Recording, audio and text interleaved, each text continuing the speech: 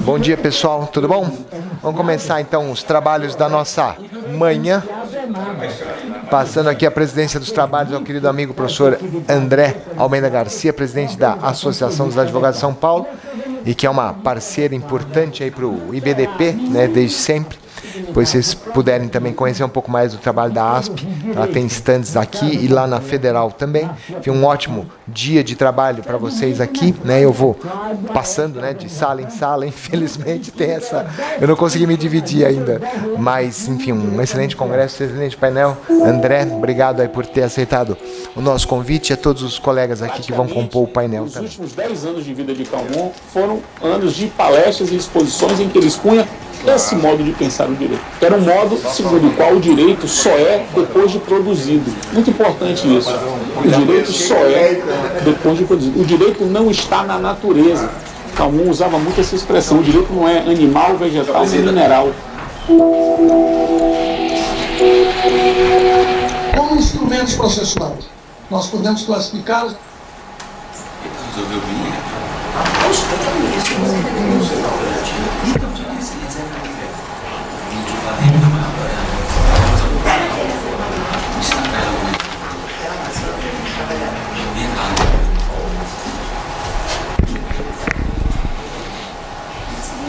Bom dia a todos e todas.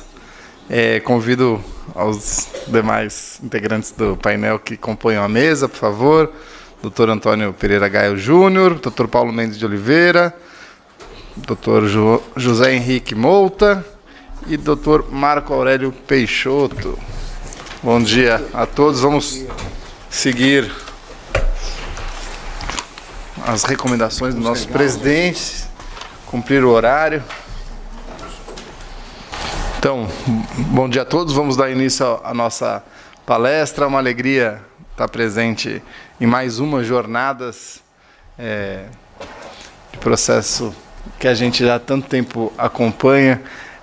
A minha primeira foi em 2001 e é uma alegria, fui lá como congressista, uma alegria poder hoje estar aqui participando dos debates, num tema que é tão importante, tratar do poder público em juízo, um tema que particularmente também é minha área de estudo e de atuação, muito embora provavelmente do outro lado do balcão, sou advogado que advoga contra a fazenda pública, então tenho um olhar às vezes um pouco complementar, eu diria, mas é sempre muito interessante esses debates acadêmicos, e nós vamos ter que observar os prazos. O professor Cássio já esteve aqui pedindo isso, que cada um cumpra com o combinado de 15 minutos de palestra, e não vou me alongar, e aí a gente deixa para os debates ao final. Ao final, quem tiver alguma pergunta pode dirigir a mesa, mas a gente deixa para fazer ao final de todas as palestras, tá bom? Então, passando já a palavra, sem me alongar, professor Antônio Pereira Gaio Júnior, que falará sobre a busca pela unidade do direito em dois tempos distintos, tratando dos precedentes, aliado à questão da execução, que tantos dilemas traz na fazenda pública. Professor Gaio, por favor, a palavra por 15 minutos.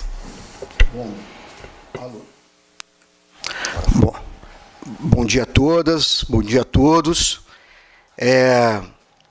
Primeiro que parabenizar mais uma vez o Instituto Brasileiro de Direito Processual Civil por esse evento, essa 15ª Jornadas Brasileiras de Direito Processual, as pessoas do professor Cássio, professor Alexandre, professora Flávia, professora Rogéria, da diretoria, e dividir essa mesa hoje, nessa manhã tão aprazível aqui com os meus queridos amigos aqui, Paulo, Henrique, Marco e André, para tratar de um tema, né, na verdade, de um tema, não, de vários temas, né, dentro de um gênero que tem várias espécies, que envolve a questão os precedentes na fazenda pública, né, que tanto a fazenda como autora, quanto a fazenda como ré. Basicamente, o enfrentamento, nesses 15 minutos, que é importante a gente colocar aqui, passa aqui. Eu, antes de ingressar nas discussões sobre alguns conteúdos que envolvem essa ideia dos precedentes e da fazenda pública de um modo geral, é importante traçar algumas reflexões sobre a importância desse ambiente dos precedentes dentro da processualística brasileira. É inegável e faz parte das minhas pesquisas, há mais de, pelo menos, duas décadas, né, que eu pesquiso a questão do processo como instrumento de melhoria de qualidade de vida, nenhuma relação relacionada com análise econômica do direito. É o processo como instrumento de melhoria de qualidade de vida a partir do crescimento econômico. E nós sabemos os impactos do processo na vida de todos nós, seja endoprocessualmente, seja extraprocessualmente, seja fora do Poder Judiciário, seja com os reflexos que as decisões judiciais têm sobre a vida das pessoas. E é inegável que o processo tem um impacto, sobretudo, no investimento do país. Um processo que seja moroso, um processo que seja de baixa densidade normativa e satisfativa, evidentemente que ele aumenta o custo de transação aqui no país, ele exclui mais do que inclui, e nós sabemos exatamente que num país de dimensões continentais como o nosso, em que tem aí, pelo menos a Justiça Estadual, que exerce um acervo, né, do país, nós temos aí 85% do acervo dos processos ligados à Justiça Estadual. A média de duração de um processo no Brasil varia de 6 anos a 6 anos e 8 meses. Fora a execução, que aí é um grande gargalo da justiça brasileira e que consome aí, basicamente, 85% do congestionamento do Poder Judiciário. Então, observe que a questão que envolve as demandas no Brasil, seja em nível de tempo, seja em nível de satisfatividade, nos dá exatamente a noção do qual é importante a ideia da unidade do direito. Eu sou advogado da Confederação Nacional da Indústria e nós trabalhamos aí, pelo menos há 28 anos, com questões que envolvem critérios de índice de satisfatividade do Brasil e da jurisdição brasileira no mercado internacional. É notório que a União, nós sabemos que a União é uma das grandes demandadoras do país, está entre as maiores demandadoras do país, seja ativa quanto passiva, e mesmo os estados, né, o estado de São Paulo, por exemplo. E, por exemplo, tem um grupo, o TG World, que é um grupo que mede os índices de accountability fiscais no mundo, e a satisfação ou a facilidade com que a jurisdição trabalha com fiscalização de tributos, etc. E o Brasil, no último índice agora, ele ocupa a 3ª posição entre as jurisdições que mais dificultam a accountability nas suas transações. Então, o investimento internacional para cá é extremamente complicado e extremamente difícil nesse sentido, na medida em que você não tem o encorajamento do investidor interno aqui no Brasil, sobretudo em parcerias público-privadas ou em que o governo esteja presente nesse sentido. E por que eu estou colocando toda essa introdução? Porque é importante, quando a gente vai tratar de precedentes, falar primeiro de porquê da necessidade deles, nesse ambiente ao qual há uma insegurança jurídica com relação às decisões judiciais e esse investimento que é feito no Brasil, ou deixando de se fazer no Brasil, por conta da ausência de unidade do direito. Bobbio já dizia, né, que existem tantas normas no ordenamento como existem estrelas no céu, né? A figura de um legislador que cria a lei e dos súditos que cumpre é uma visão escolástica. Entre o legislador há um universo por detrás dele. E o problema que envolve a unidade do direito no Brasil e que traz, basicamente, essa questão dos custos elevados e a falta de investimento aqui no país com relação propriamente ao papel da jurisdição, como ela exerce aqui no país, nos traz o problema da unidade do direito. Afinal, nós temos o sistema de precedentes que traz a previsibilidade das decisões judiciais, ou tenta trazer, né, os efeitos vinculantes das decisões judiciais. Ele é fonte, ele não é fonte. Ele pode contrariar um ordenamento, pode não contrariar o ordenamento. Um precedente, ele revoga uma lei, ele não revoga uma lei. Esse ambiente que nós estamos, inclusive muitos precedentes hoje editados pelo Superior Tribunal de Justiça, vão contra a lei, ou contra o Código de Processo Civil. Isso traz segurança e insegurança. Quem vai investir aqui dentro traz a segurança e insegurança. De modo que essa análise, evidentemente, da unidade do direito e do processo como instrumento de desenvolvimento, ela é muito mais profunda e não dá para ficar aqui em 15 minutos falando dela.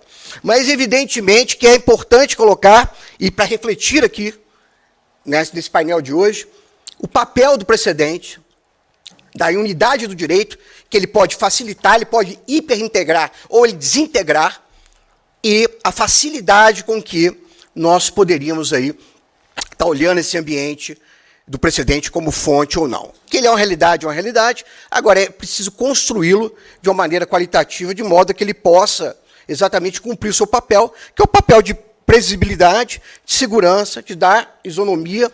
Não há nada mais inconstitucional do que tratar questões iguais de maneira desigual, de modo que tudo isso atinge, de morte, muitas vezes, a qualidade da prestação jurisdicional brasileira. Evidentemente, eu até costumo brincar com os meus alunos, né? Você vai estudar processo hoje como? Você abre o Código de Processo Civil, você abre a doutrina, você abre a Constituição, você abre o site do STJ, abre o site do STF. Como é que você estuda processo hoje? Quem faz? Como se constrói? Bom, e nesses parâmetros, né, há uma preocupação muito grande, eu até coloquei no tópico terceiro ali, precedentes, previsibilidade e segurança jurídica, que há uma preocupação muito grande, inclusive a questão de tentar conceituar o precedente nesse sentido. Para nós, né, os meus escritos, e eu sempre coloco isso, para mim seria significante que se olhasse ele muito mais como princípio que como conceito. Na verdade, os precedentes são efeitos vinculantes de decisões judiciais, aos quais o legislador escolheu quais seriam essas decisões vinculantes.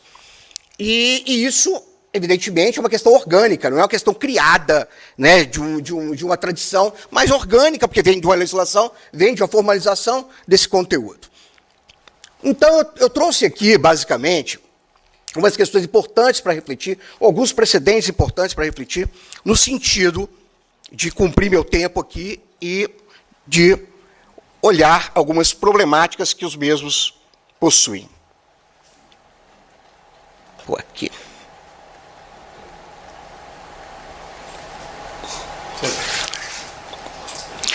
Bom, o primeiro que eu quero destacar... foi muito... Ele tem. É aqui, cara. Para onde que aponta? Muito obrigado. Bom, o primeiro tempo, dividir em dois tempos, essa análise dos precedentes. O primeiro tempo é a Fazenda Pública, aqui como executada. E me chama a atenção esse precedente, que não é de hoje, mas que envolve o tema 45 do Supremo Tribunal Federal, que envolve a execução provisória e a Fazenda Pública. A possibilidade de executar provisoriamente a Fazenda Pública. Evidentemente que, na tradição, isso a tradição vem desde Liebman, a tradição de que a administração pública não poderia ser executada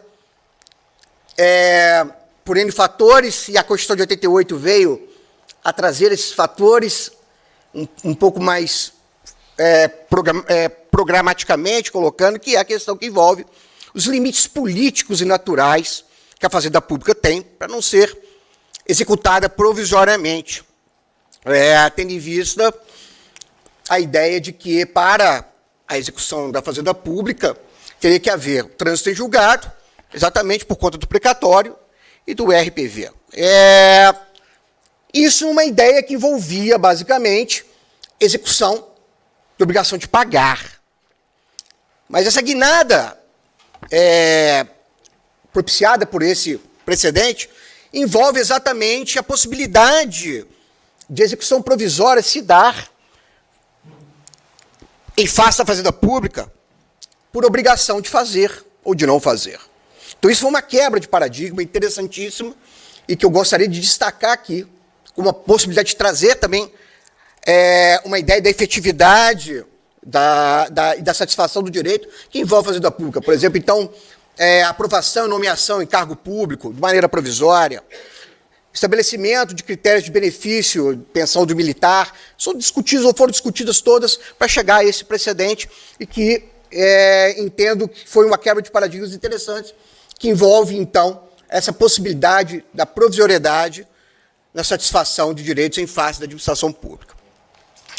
Um segundo precedente, que aí eu já coloco a Fazenda Pública, então, como parte ativa, seria a questão que envolve a prescrição intercorrente e a questão da sua interrupção. Eu trago aqui pelo menos 3 precedentes, né, o tema 390 do STF, a súmula 314 do STJ e o repetitivo 568, que envolve a ideia de, primeiro, da constitucionalidade da suspensão de 1 ano, contida lá no artigo 40 da Lei 6830, e que o Supremo, evidentemente, reconheceu a constitucionalidade desse prazo, dessa suspensão automática da contagem do prazo prescricional na prescrição intercorrente. Mas ocorreram outros precedentes, em seguida, que aperfeiçoaram essa questão que envolve a interrupção da prescrição intercorrente.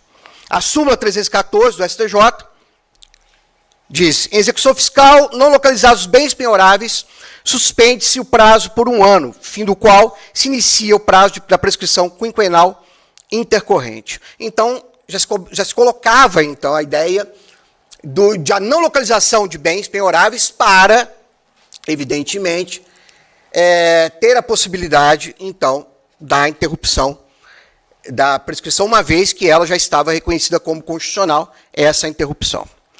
E o terceiro precedente que eu trouxe aqui, que é o repetitivo 568, diz: a efetiva constrição patrimonial e a efetiva citação, ainda que por edital, são aptas a interromper o curso da prescrição intercorrente, não bastando para tal o mero peticionamento em juízo.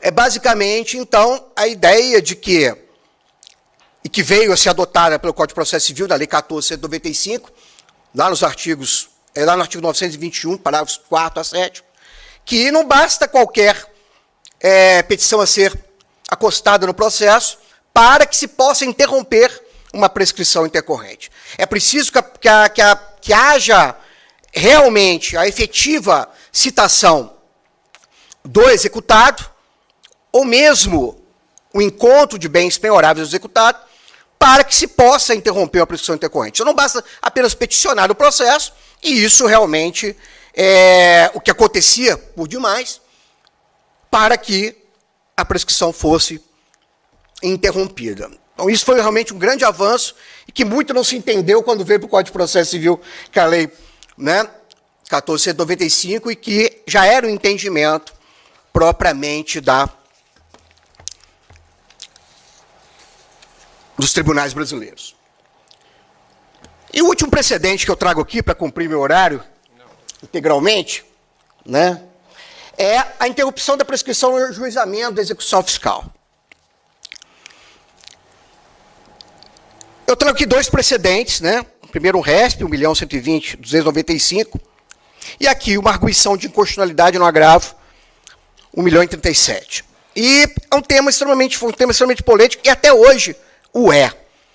Porque o Código Tributário Nacional, ele estabelece no artigo 174 que o prazo, que a prescrição vai se dar, basicamente, interrompida da data do despacho do juiz, que determina a citação. Muito bem, veio o RESP, né, julgado na sistemática de repetitivos, que, aplicando o artigo 219 do CPC de 73.8.240, né, diz que o dia adquém da prescrição tributária seria a data do ajuizamento da ação de execução fiscal. Tendo em vista, né, que a interrupção da prescrição operada pelo despacho teria o efeito retroativo ao início da demanda, como 240 coloca. Então, o ingresso da demanda, ali você já interromperia a prescrição nesse caso. Pois bem, a Carta Política nossa, artigo 146, lá no inciso 3, a linha B, diz que somente por lei complementar é que poderia se dar regramento que envolve prescrição, decadência, crédito, lançamento tributário. E o STJ aplicou o Código de Processo Civil, uma lei ordinária, sendo, evidentemente, que a própria Carta Constitucional estabelece o contrário. Ainda na Lei 6830, na Lei de Execução Fiscal, você tem a mesma ideia do Código Tributário. Ou seja, o despacho citatório do magistrado é que vai interromper a prescrição, e não a data de ingresso da demanda. Interessante é que esse RESP, né, julgado pelos sistemáticos repetitivos, ele foi superado 10 meses depois por essa arguição de inconstitucionalidade no agravo 1037. Na verdade, houve aí um transformation, né, uma mutação desse precedente, de modo que, na arguição de constitucionalidade, julgada pela Corte Especial, foi colocado que tanto o regime constitucional da Constituição de 88, quanto o regime constitucional anterior, da emenda 69, elas é que definem as normas sobre prescrição e decadência de crédito tributário. Portanto, esse precedente foi superado, de modo que passou-se a reconhecer que não seria o Código de Processo Civil que regraria essa interrupção da prescrição, mas sim uma lei complementar, e no caso continuaria sendo aí o Código Tributário Nacional. Mas o que me chama mais atenção, e eu gostaria aqui de terminar a fala, é que, não obstante esse entendimento que envolve a superação do precedente do STJ, pela essa arguição de inconstitucionalidade, nós continuamos vendo os tribunais aplicando o precedente superado. Fiz algumas anotações aqui, vejam vocês. O precedente superado foi aplicado no STJ 38 vezes, enquanto o precedente atual foi aplicado 8 vezes. No TF3, o precedente superado foi aplicado 1.470 vezes. E o precedente superador, o atual, 170 vezes. E no TJ de São Paulo, 10 mil julgados do precedente superado e 400 do precedente que superou. E olha que um superou o outro 10 meses depois só. Então observem bem o problema da unidade do direito no país. Esse é um problema, e basta que, evidentemente, nós estarmos discutindo a questão que envolve o conteúdo dos precedentes de um modo geral, mas o que fica é a ideia de que, como o Bobbio dizia, né, há tantas normas no sistema como há números de estrelas no céu. O que vai valer ou como vai valer é o que nós temos que fazer o controle. Mais do que eles, nós deveríamos fazer o controle. Presidente, espero que eu tenha cumprido os 15 minutos aí. E é isso. Muito obrigado.